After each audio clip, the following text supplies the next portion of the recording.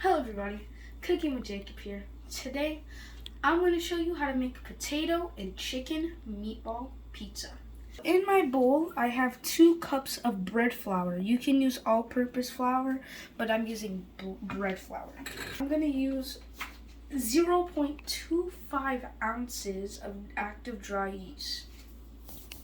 Active dry yeast is equivalent to 2¼ teaspoons of yeast. I'm going to put 1 teaspoon of salt into my flour, and I'm going to mix that all in. I'm going to make a well,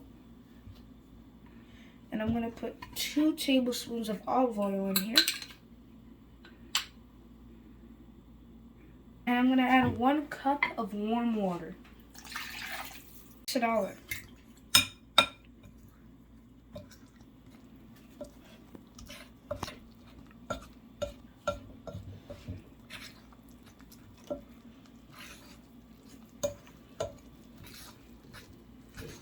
So you want to keep on mixing this until you get this into a dough.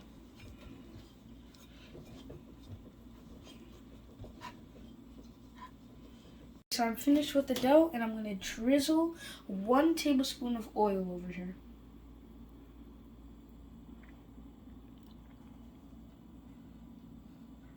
And now I'm going to cover it with the cloth. And I'm going to leave it under here for around an hour or an hour and 30 minutes. And you also want to make sure you heat up your kitchen, so you can like boil some water on the stove and then just leave it here, because that will help the dough rise up quicker if you have a warmer kitchen.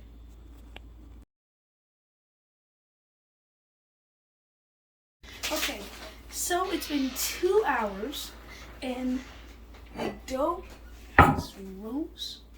Look at that, it's like almost tripled in size. So I'm just gonna put this back on the stove really quick. I'm gonna get some bread. So I'm gonna get some bread flour, and I'm gonna sprinkle it all over here. I'm gonna get my dough. Let me just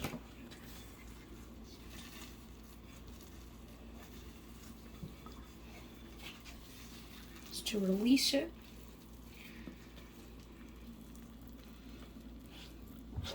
It has the texture of a type of candy. I don't remember what it is.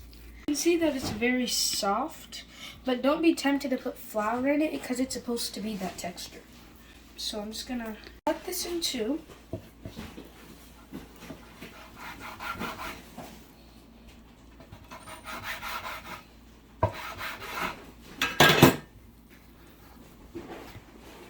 And I'm going to oil this pan. I'm going to grease it. I'm going to get some olive oil and put a little bit. So I'm just going to spread it around with my hand. So I'm going to get my 1 pieces of dough I have.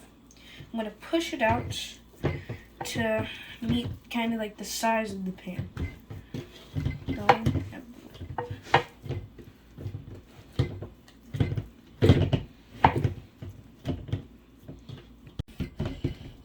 You also want to make sure you don't rip it. You want to try not to rip it. So you can see right here, like there's a little bit of rips. Just gonna do that. Okay, so I'm just gonna make sure it fits the shape of the pan. Put some of the dough in the corners. So you just gotta keep on working it until you get it to stay in place. There you go. I'm gonna get a little bit of tomato sauce. Put it on here. I'm going to spread it around with the back of my spoon. You want to make sure you don't use too much sauce, or else it's going to get soggy.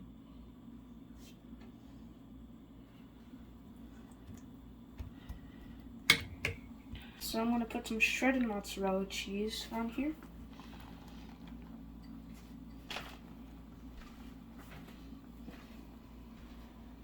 Looking good already.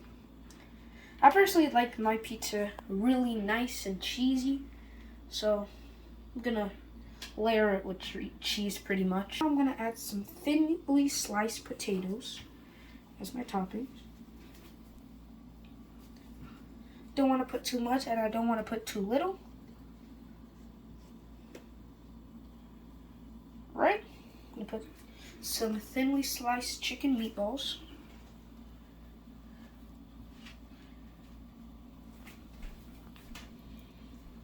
So I'm going to add some onion slices on here.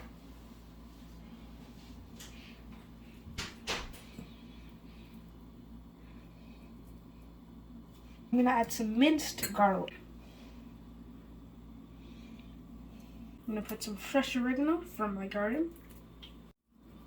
Top this off with some of my favorite seasoning, my 21 seasoning salute from Trader Joe's. I'm going to sprinkle a bit of basil. So this is how my pizza looks so far. And now I'm going to pop it in the oven for 12 minutes on 350 degrees Fahrenheit.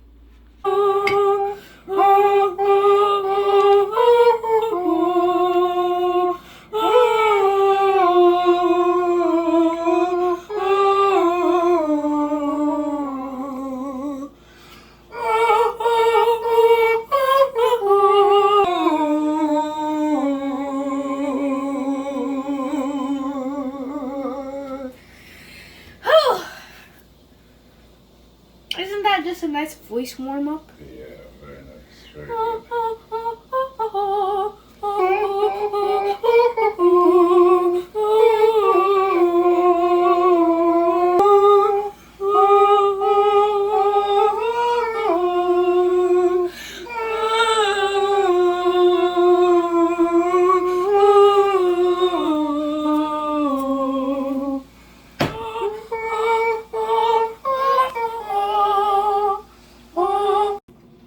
So now I'm just going to take this out.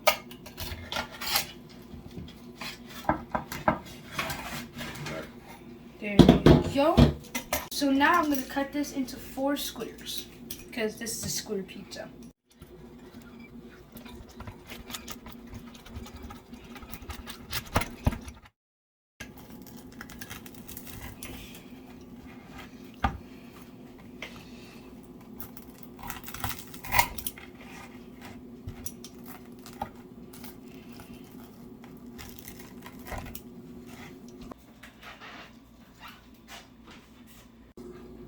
So it's time for a test taste.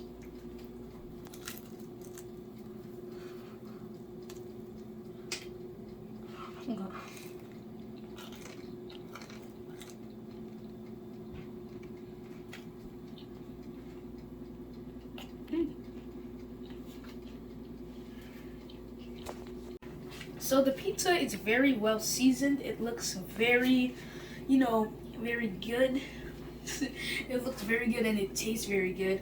The inside of here is very nice and fluffy and the outside is crispy, and it just has a bunch of flavors all together crashing, and it tastes amazing.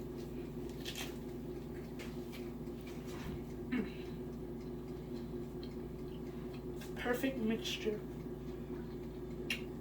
I can really taste the garlic and the onion, which is really giving it a nice and good flavor. The potato is also very crispy and the chicken gives it a nice meaty taste. This is a very good recipe. So that's why I think you guys should try it. Let me know in the comments. Did you give this recipe a try?